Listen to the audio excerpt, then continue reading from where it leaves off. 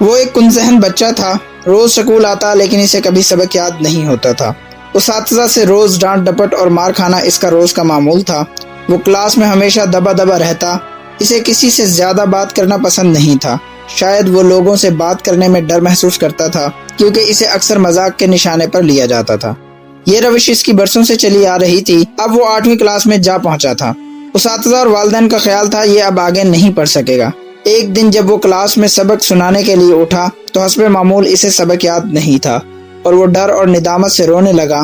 وہ مار کے ڈر سے گھبرایا ہوا تھا۔ استاد نے اس کی یہ کیفیت دیکھ کر کچھ دیر اس کے چہرے کی طرف اور آنکھوں میں دیکھا اور کندھے پر پیار سے ہاتھ رکھ کر کہا، قاسم تم کر سکتے ہو، اور بیٹھ جانے کا اشارہ کیا۔ قاسم علی کے لیے یہ الفاظ بہت غیر مانوس تھے۔ پہلے کبھی کسی ایسے الفاظ سے واسطہ نہیں پڑا تھا۔ سب ہی تو اس کا مذاق اڑاتے تھے، تحقیر کرتے تھے، اسے کن ذہن اور نکما سمجھتے تھے۔ اسے ان الفاظ کی تاثیر اور طاقت نے اپنے حصار میں جکڑ لیا۔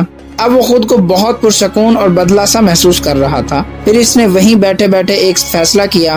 آج رزلٹ کا دن تھا، سب حیران تھے۔ اسکول میں کلاس کا کن ذہن بچہ کلاس میں نمایاں نمبروں سے پاس ہوا اور اس کا نام پوزیشن ہولڈرز میں چمک رہا تھا۔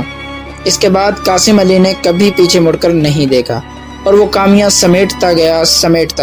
اس نے میٹرک کیا، پھر F S C, B S C engineering میں نمایاں نمبروں سے پاس ہوتے ہوئے آج وہ ایک کامیاب اور مشہور استاد بن چکا تھا۔ اس نے اس تھپکی کا قرض اتارنے کا فیصلہ کیا جو کبھی اس کے استاد نے اسے دی تھی، اور پھر وہ دوسروں کے لیے روشنی کی نوید بن گیا۔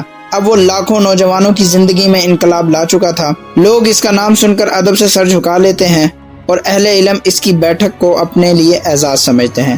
اسے قوم و ملت کی عظیم اور بے لوث خدمات پر قومی اور بین الاقوامی اعزازات سے بھی نوازا گیا۔ جی ہاں، یہ کہانی کسی ایسے شخص کی نہیں جسے آپ نہ جانتے ہوں۔ یہ کہانی پاکستان کے سب سے بڑے کارپوریٹ ٹرینر، موٹیویشنل سپیکر، عظیم اسکالر سر قاسم علی شاہ کی ہے۔ جی ہاں، وہی قاسم علی شاہ جو کن ذہن بچہ تھا۔ ناظرین، اگر آپ میں سے کوئی استاد ہے تو ہمیں چاہیے کہ اپنے بچوں کے ساتھ ایسا ہی سلوک کریں۔ سلام پہنچے۔